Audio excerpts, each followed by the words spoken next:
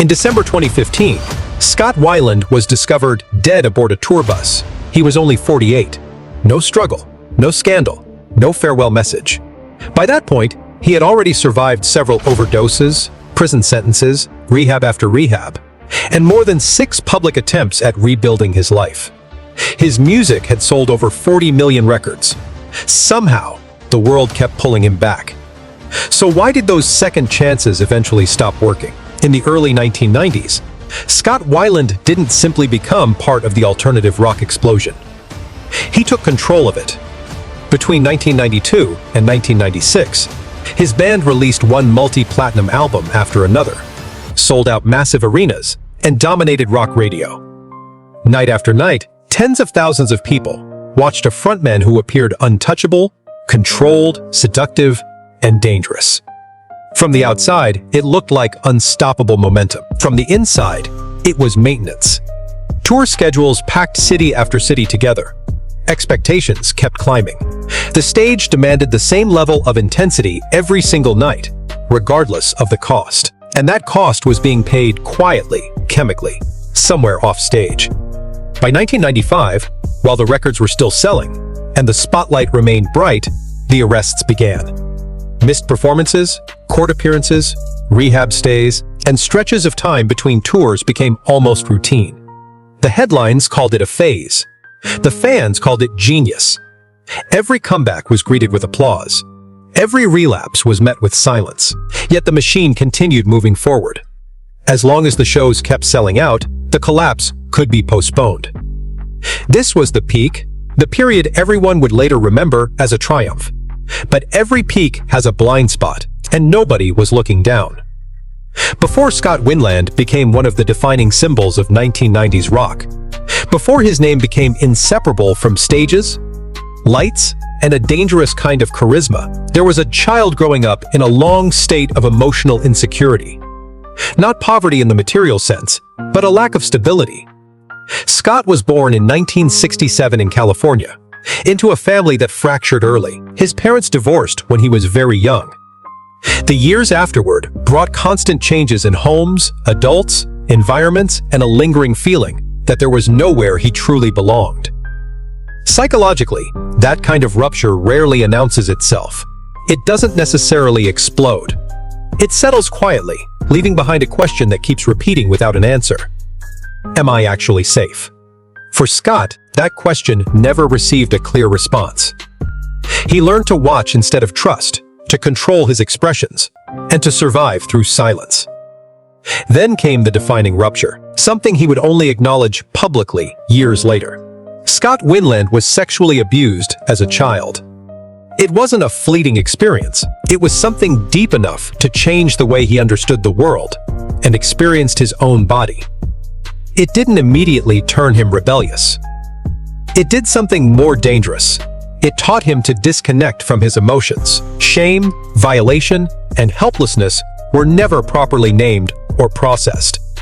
Instead, they were pushed downward, buried beneath his awareness. Music entered his life, not as some carefully planned career ambition, but as shelter. When Scott sang, there was a rare moment when he didn't have to fully exist inside himself. No remembering, no feeling. Just the experience of existing inside sound. For most people, that might be called passion. For Scott, it was the first escape that genuinely worked. His teenage years weren't remarkable. He wasn't some natural prodigy. He was known as a notorious troublemaker, a young person carrying layers of pain he didn't know how to express, slowly developing a habit of avoiding his inner world. And that foundation matters. When someone never learns how to sit with pain early in life, adulthood can become a search for anything that helps them avoid feeling it. What's especially striking is that Scott didn't immediately turn to substances. He turned to performance. Even before he was playing major stages, he seemed to understand instinctively that becoming someone else could quiet the noise inside. That became the foundation for the persona that would eventually define him. Seductive, volatile, commanding, someone who could control the attention of everyone around him. It wasn't simply about shocking people. It was also a way of making sure nobody looked too closely. Scott Weiland's childhood doesn't explain everything that happened afterward, but it does reveal one essential truth. He grew up without the tools to soothe himself. He didn't have the language to understand his trauma, and he never learned how to remain present with pain without being overwhelmed by it. So when fame arrived too quickly, and pressure began piling up too early, the things that had never been healed didn't simply disappear. It stayed there, and the question left unresolved from those early years still matters. When someone learns from the beginning that survival means escaping from themselves, is there ever a real road back to peace? Scott Weiland didn't step into music with some detailed blueprint. There was no long-term strategy, no carefully planned career path. What he entered instead was a process of becoming somebody else. One room, one rehearsal, and one small stage at a time. In the late 1980s, Los Angeles was overflowing with ambition. Bands were forming and disappearing every week. Talent was everywhere. Stability wasn't. Scott moved through that world quietly at first, taking in more than he showed, learning how people responded to presence as much as they responded to sound. When he met the DeLeo brothers, the connection wasn't based on some grand philosophy. It was practical. They shared an instinct for melody, tension, and atmosphere. Scott brought something harder to describe, a voice that sounded lived in, almost as if it carried more history than someone his age should have had. The band that would eventually become Stone Temple Pilots didn't begin as some carefully designed cultural statement. It simply gathered momentum. Rehearsals became tighter. Songs began piling up. Shows followed. And with every performance, Scott discovered something important. When he stepped into the role of frontman, the noise inside his head became quieter. On stage, he wasn't processing everything around him. He was controlling it. His body became another instrument. His movements were deliberate, almost calculated. The audience wasn't only listening, they were watching, and that attention mattered. Not necessarily because it fed his ego, but because it gave him something solid to hold on to. For the length of a set, he wasn't drifting anymore. He was fixed, defined, necessary. But that clarity existed only beneath the stage lights. Once he walked off stage, the contrast arrived immediately. The silence returned. The weight came back. And he still didn't have the tools to deal with it. This was when substances began entering the picture. Not in some dramatic or reckless way at first. They appeared as solutions rather than indulgences. Something to slow his thoughts down. Something to soften the sharp edges. Something that made the transition from the stage back into ordinary life feel less sudden. As Stone Temple Pilots started gaining momentum, everything accelerated. Small clubs became bigger venues. Regional attention turned into national recognition. The industry moved quickly whenever it sensed potential. Contracts arrived before Scott was emotionally prepared for what they meant. Schedules filled up before his personal habits had time to stabilize. He became skilled at performing confidence long before he learned how to actually live with it. Around him, an unspoken agreement was beginning to take shape. If he delivered when the lights came on, everything else could be treated as secondary. Missed sleep was overlooked. Changes in mood were tolerated. Early warning signs were reinterpreted as simply part of being a rock star. It wasn't necessarily deliberate neglect. It was normalization. And normalization becomes dangerous when someone is quietly falling apart. Scott's public persona became more defined during this period. He wasn't directly imitating anyone, but he understood the tradition he was stepping into. He studied how presence could be controlled, how sexuality and danger could exist together, and how unpredictability could be made to look deliberate. This wasn't simply rebellion. It was construction, building a version of himself that was strong enough to withstand constant attention. The irony was that the more believable that persona became, the less room remained for the person underneath it. Friends began interacting with the character. Industry people reinforced the image. Audiences rewarded the performance. And Scott, who had learned very early to survive by disconnecting from himself, slipped even deeper into that separation. By the time Stone Temple Pilots broke into the mainstream, the foundation was already unstable. Success hadn't created the fracture. It had simply placed more pressure on something that was already cracked. The coping mechanisms Scott used to get through life were no longer occasional. They were becoming structural, necessary for him to function, and necessary to keep up with the pace. This period is often remembered as the beginning of something extraordinary. And it was. But it was also the moment when a private way of coping became intertwined with public expectations. The boundary between survival and self-destruction began to disappear. Because once someone learns that pain goes away when the music starts, the silence that follows can become something to fear. And the question becomes impossible to avoid. When your first real sense of control comes from performing as someone else, how long can you exist away from the stage before you begin losing yourself completely? By the early 1990s, Scott Weiland wasn't moving towards success anymore. He was already living inside it. Stone Temple Pilots broke into the mainstream so quickly that there was barely any time to adjust. Albums went multi-platinum, singles dominated rock radio, tours expanded from months into years, and Scott, now standing at the center of it all, became the face people connected with an entire generation's sound. On stage, he was precise. Not chaotic, not careless, precise. Every movement looked intentional. Every pause seemed loaded with meaning. He didn't simply perform the songs. He controlled the room. Thousands of eyes followed him almost automatically, as if he were setting the rhythm for everyone else's breathing. This wasn't an accident or some uncontrolled instinct. It was awareness. He understood where to stand, when to turn, and when to pull back. The performance wasn't excess. It was discipline disguised as danger. From the outside, it looked like confidence. From the inside, it was containment. The demands increased rapidly. New albums meant new tours. New tours meant longer nights, shorter breaks, and constant travel. Cities started blending together. Sleep became unpredictable. Privacy disappeared. Interviews repeated the same questions over and over. Photo shoots captured him in a single expression and turned it into an image. The industry rewarded consistency, and fans expected the same intensity every night. The version of Scott Weiland that people loved wasn't allowed to change, and so he didn't. To meet that expectation, the cost was pushed off stage. Substances were no longer occasional tools.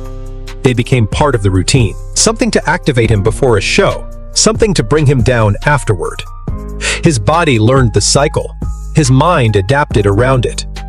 And because the performance itself never visibly suffered, nobody stepped in to interrupt what was happening.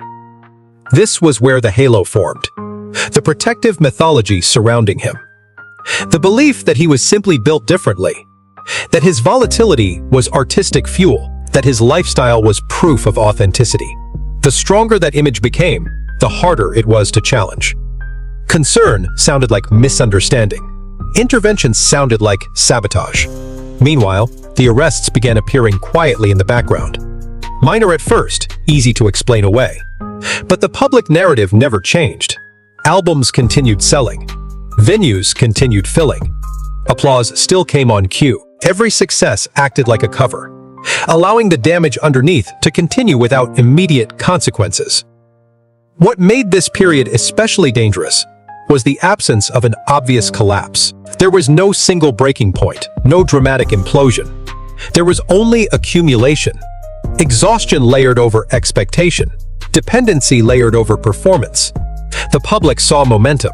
Scott experienced maintenance. On a personal level, the distance grew wider. Relationships became strained under the weight of unpredictability. Family life had to bend around touring schedules, long absences, and the emotional distance that came with them. But even at this point, success continued to shield everything. Problems could be pushed aside. Apologies could wait. The machine kept running. This was the peak of the halo, when talent, mythology, and tolerance all came together perfectly. It was the period when warning signs were dismissed as personality quirks, when danger was mistaken for charisma, and when survival mechanisms were interpreted as strength. And that's exactly why this period matters. Not because it looked glamorous, but because it was believable. It convinced everyone watching that nothing was seriously wrong. And eventually, it convinced Scott himself that if the show kept going, he must still be in control. But control that depends on constant performance is fragile. It doesn't vanish overnight. It slowly wears away in silence, hidden behind sold-out crowds and seemingly flawless performances. And the question left behind by this peak is uncomfortable. When everything around you keeps reinforcing the illusion that you're okay, how do you recognize that you've already begun losing yourself? By the time the public story surrounding Scott Weiland started to crack, the collapse had already been developing for years. It simply hadn't looked like collapse yet. From the outside, it looked like momentum, with the consequences quietly being absorbed somewhere else. The arrests began putting holes in the myth, but never deeply enough to bring everything to a stop. Every incident was treated like an interruption instead of part of a pattern. Every rehab stay was presented as a fresh beginning rather than another warning. The cycle became more established. Tour, record, relapse, rehab, return. The headlines followed the same familiar formula. Clean again, back on track, stronger than ever. But those stories never captured what surviving actually demanded from him internally. Surviving was a relief, but it was also an obligation. And every comeback widened the distance between the person everyone expected him to be and what he could realistically sustain. Physically, the cost kept building. Dependency narrowed his emotional range, and then it began reducing his stamina. What had once helped him move between different worlds gradually started controlling those worlds instead. Offstage became increasingly impossible without chemical intervention. Onstage began requiring it. The distinction between preparation and survival slowly disappeared. And because he could still perform, because his voice remained strong, because audiences continued buying tickets, the system around him interpreted endurance as proof that everything was fine. The pressure kept increasing. Scott wasn't simply maintaining a band anymore. He was maintaining an entire story. Fans needed him to function. Labels needed him dependable. Media wanted him dramatic, but still controlled. His family needed him present in ways he didn't know how to provide. Every role demanded something different from him, and none of them allowed him to truly rest. The prison sentence was supposed to interrupt that cycle. Jail time is often described as a wake-up call, a person's bottom. For Scott, it became something different. It was enforced stillness without actual healing. Time away from the stage, but not time away from the internal machinery that kept driving him toward it. When he came back, the expectations didn't become softer, they became sharper. If he could survive prison, the logic went, then he could survive anything. That belief followed him through rehab after rehab. The facilities changed. The methods changed. Promises were made, often sincerely. But recovery requires more than simply removing the substance. It requires replacement, new ways to regulate emotion, new identities, and new sources of stability that aren't built entirely around performance. Scott didn't have those tools. What he had was a lifetime of escaping internal pressure by becoming someone else. As the years went on, the narrative around him became more predictable. Fans began expecting relapse, almost the same way they once anticipated a new album. The language surrounding him became harsher. Sympathy became thinner. Compassion started coming with conditions. The phrase, "He's doing it again," replaced, "He needs help."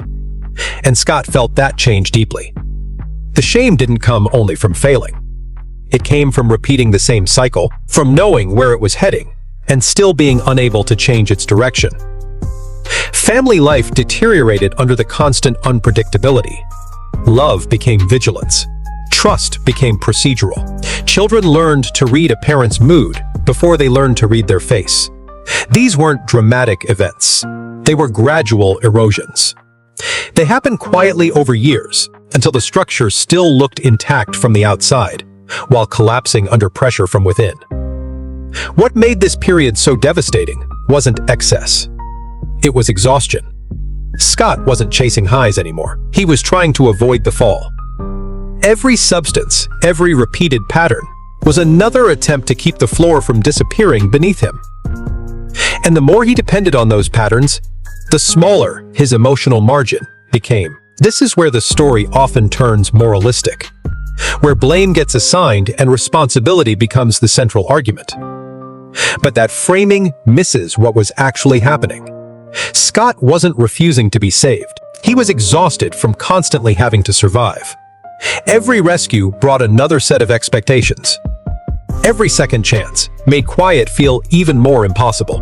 And the question hanging over this period is heavier than relapse or recovery. What happens when staying alive itself becomes a performance, and you can no longer remember how to exist without an audience? The later years didn't necessarily bring chaos. They brought routine, and that was the more dangerous shift. By the time Scott Weiland entered what the press described as a second act, the language surrounding him had already hardened. Relapse wasn't shocking anymore. Recovery wasn't inspiring anymore. Everything felt predetermined. The only question was how long each phase would last.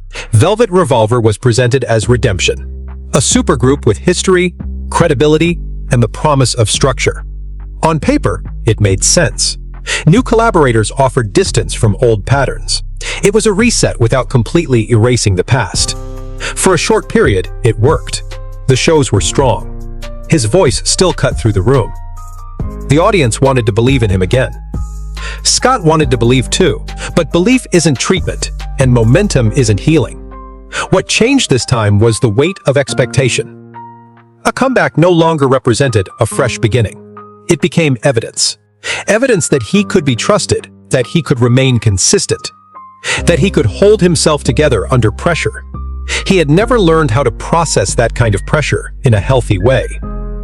The margin for error became smaller. One bad rehearsal, one late arrival, one rumor, and the old narrative immediately returned. The scrutiny didn't push him forward. It compressed him. Internally, the exhaustion was unmistakable. The substances were no longer primarily about escape or getting high. They were about continuity, about keeping the system functioning, about preventing the crash that arrived whenever the noise finally stopped. Every attempt at sobriety exposed the same underlying problem. Without the buffer, the original pain came rushing back, older, heavier, and still unresolved. Recovery required Scott to confront something he'd been avoiding since childhood, learning how to remain present without constantly becoming someone else. Conflicts continued. Band relationships became strained. Conversations turned into ultimatums. The industry's patience grew thinner. Support became conditional and transactional. From the outside, people interpreted this as stubbornness or self-sabotage. But underneath, the pattern was much simpler. Scott had learned to survive through performance. Once that performance became impossible to maintain, he wasn't sure what was left underneath it. By the time he returned to smaller tours and quieter stages, the spotlight felt different. It was less forgiving and carried far less illusion. The crowds were still there, but the energy had changed from anticipation to evaluation. People weren't simply watching the show anymore. They were looking for signs, cracks, anything that might confirm what they already believed. That attention, which had once helped anchor him, now felt invasive. He wasn't being seen anymore. He was being measured. The final stretch wasn't dramatic. It was a gradual shrinking. Health problems accumulated. Trust continued to disappear. Opportunities became fewer, not because his talent had vanished, but because reliability had become a requirement he couldn't consistently meet. This wasn't one sudden fall. It was a narrowing corridor, with fewer exits appearing every year. When Scott died in 2015, it didn't feel like a sudden rupture. It felt like an exhale that had been held for far too long. There was no spectacle, no final performance, no dramatic statement, just a body that had been repeatedly asked to restart without ever being given the chance to truly rest. What remains hardest to accept isn't simply that he relapsed, that he struggled, or even that he died. It's that he survived so many times, only for every revival to send him back into the same conditions that had broken him in the first place. Rescue without relief. Continuation without repair. And the question closing this chapter is quieter than any headline ever was. When a life becomes an endless sequence of comebacks, how long can someone endure being saved before saving itself stops feeling like mercy? By the time the cycle had fully exposed itself, Scott Weiland wasn't chasing transformation anymore. He was negotiating survival. Every so-called turning point arrived carrying the same promise. This time would be different, yet each one came with the same underlying conditions that had undone the previous attempt. In his world, rebirth meant returning to motion without changing the engine. Reunions were presented as healing. Returning to familiar bandmates was supposed to provide safety, history, and understanding. In reality, it meant reopening old fractures under a new layer of pressure. The music still worked. The chemistry still appeared in certain moments. But the emotional debt had accumulated. Trust had been worn down by years of cancellations, apologies, broken promises, and near misses. What once felt like shared risk increasingly felt like managing liability. Publicly, every announcement looked like hope. Privately, it looked more like a contract. Stay functional. Stay visible. Stay ahead of the rumors. The schedule tightened again. Interviews brought back the same questions, only with softer wording and sharper implications. Are you okay now? Can we depend on you this time? Scott learned how to answer without truly answering, performing reassurance with the same precision he once brought to his songs. There were periods of clarity, brief stretches when sobriety held, and daily life became more stable. During those windows, Scott could speak with surprising insight about the damage he had caused and the responsibility he carried. But insight alone couldn't build new habits quickly enough to withstand the return of pressure. Once stress came back, the old solution was waiting familiar, immediate, and destructive. Every attempt at rebirth required a stable place to land, and Scott never really had one. Each restart arrived already carrying expectations. Family wanted him present. Fans wanted redemption. The industry wanted another profitable chapter. None of those hopes were necessarily malicious. In fact, each one was sincere. Together, however, they became overwhelming. Rest would have meant stepping away. Stepping away would have looked like failure. So the cycle continued. As the years moved forward, the language surrounding him changed again. It wasn't condemnation anymore, and it wasn't celebration. It was resignation. The news cycles became shorter. The shock wore off. Concern slowly turned into background noise, and that shift mattered because it removed urgency without removing the danger. Less attention didn't create peace. It created isolation. On stage, Scott could still summon the old command. For 90 minutes, he could become the version of himself that had always worked. The frontman was still there. The voice was still there. The control was still there. But once the lights went out, the silence returned faster than it ever had before. The distance between the person people expected him to be and the person he could actually sustain had become almost impossible to cross. Every attempt to bridge that gap required more energy, more discipline, more emotional strength than he had left. The final efforts at rebirth weren't grand announcements anymore. They were quiet promises made privately, followed by quiet failures.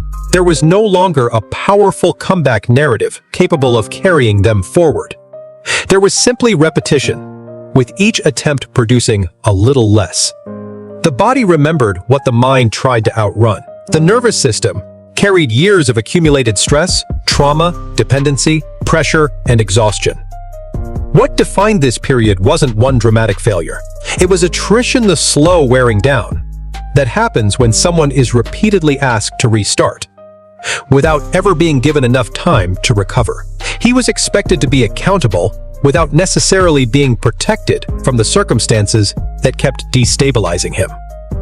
He was forgiven without being given the conditions necessary to remain well. And true rebirth requires space. It requires fewer demands, fewer eyes, less speed, and enough room for a person to become something different. Scott rarely received that version of recovery. His rebirths were additive. Another band, another tour, another promise, another opportunity, another layer placed on top of an old wound that had never fully healed. The question at the end of every attempted turning point was never simply whether he wanted to change. It was whether change had ever been given permission to mean rest, rather than another return to the same relentless cycle. By the final years, the pace had slowed, but slowing down didn't necessarily mean relief. Smaller tours replaced the arena runs. Familiar cities came back onto the schedule without carrying the same promise they once had. The machinery of fame had shifted into a lower gear, yet the internal demands remained almost exactly the same. What once required adrenaline now required endurance, and endurance had become expensive. Physically, the strain was becoming harder to hide. His energy rose and fell. Health problems accumulated quietly.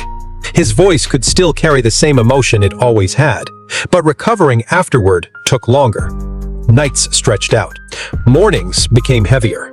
This wasn't a decline that arrived as a dramatic spectacle. It was the quieter kind that becomes part of everyday routine, before anyone realizes how deeply it has settled in. His relationships began operating inside caution.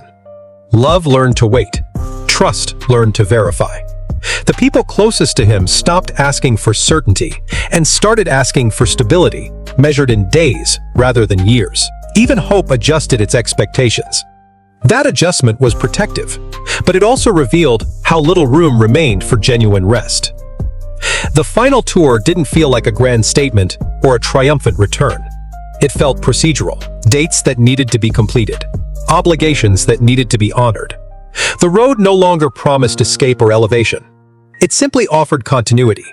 Then, on December 3, 2015, he was found unresponsive on a tour bus. He was 48 years old. There was no confrontation, no final message, no dramatic closing scene. Just a life that stopped somewhere between one city and the next. The public response followed a familiar pattern. Shock slowly became summary. Tributes centered on the talent. Headlines returned to the familiar history of addiction, relapse, recovery, and comeback. The complexity of a human life was compressed into a cautionary story. But that reduction misses the part that matters most. This wasn't simply a story about excess. It was a story about unresolved pain carried forward by momentum. His legacy remains complicated, and perhaps it should. The music survives, not because the mythology was perfect, but because the songs captured something honest. Alienation, hunger, longing, and the desire to be seen without being completely exposed. Those songs continue to work because they don't offer easy resolution. They exist comfortably inside tension. And perhaps that's what his life leaves for the next generation. Not a simple instruction, but a recognition. Recognition that survival without rest isn't necessarily recovery. That repeated second chances, when nothing structural changes, can eventually become obligations. That applause can exist alongside isolation, and that success can sometimes hide the complete absence of safety. When remembering him, it's important to resist simple endings. He was neither only his talent, nor only his struggle. He was a person shaped by early wounds, amplified by visibility, sustained through performance, and eventually exhausted by the demand to keep going. And the question his legacy leaves behind isn't simply how he died, or how many times he managed to come back. It's quieter than that. When the world keeps asking someone to return to the same life that keeps breaking them, what would it take for choosing rest to finally become an acceptable form of survival? His story doesn't really end with a lesson. It ends with a pause. Not the kind of pause that resolves everything, but the kind that leaves the tension suspended in the air. He wasn't destroyed by a lack of talent. He wasn't destroyed by a lack of opportunity. And he certainly wasn't denied second chances. He had all three in abundance. What he lacked was something much quieter, and perhaps much harder to receive: permission to stop without disappearing. For years, survival was treated as victory. Every comeback was celebrated. Every return was interpreted as evidence that he was strong enough to continue. But survival without repair can slowly become obligation. And an obligation carried long enough becomes weight. He carried that weight across stages, studios, courtrooms, treatment centers, and countless comebacks. He carried it through applause. He carried it through forgiveness. He carried it until, eventually, endurance itself became the story. His life forces us to reconsider what it actually means to save someone. Is it enough to keep pulling a person back if we keep returning them to the same conditions that damaged them?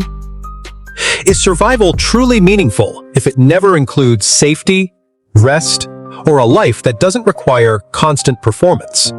Perhaps he didn't simply fail at recovery. Perhaps recovery was repeatedly being asked to prepare him for a life he had never been given the space to rebuild. That distinction matters, because it moves the story away from judgment and closer to understanding. And in the end, what remains isn't merely a story of collapse. It's a question.